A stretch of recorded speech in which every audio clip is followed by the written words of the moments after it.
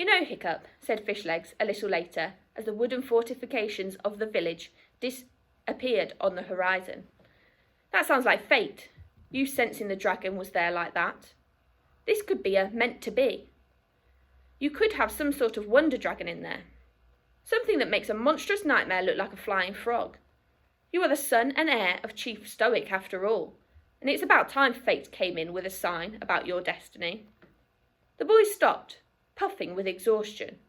Oh, I'm sure it's just a common or garden that wandered away from the rest, said Hiccup, trying to sound careless, but unable to keep the excitement out of his voice. He could have something marvellous in there. Maybe old Wrinkly was right.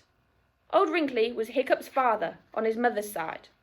He had taken up soothsaying in his old age, as he kept on telling Hiccup how he had looked into the future and that Hiccup was destined for great things.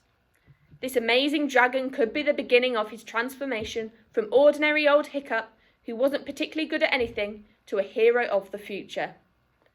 Hiccup took the basket off his back and paused before opening it. It's very still, isn't it? Said Fishlegs, suddenly less certain of the fate theory. I mean, it isn't moving at all in there. Are you sure it's alive? It's just very deeply asleep, said Hiccup. It was stone cold when I picked it up. Suddenly, he had a strong feeling that the gods were on his side. He knew that this dragon was alive. With trembling fingers, Hiccup undid the latch, took off the lid of the basket, and peered in. Fishlegs joined him. Things weren't looking so good anymore. There, curled up fast asleep in the bottom of the basket in a tangled dragon knot, lay perhaps the most common or garden dragon Hiccup had ever seen.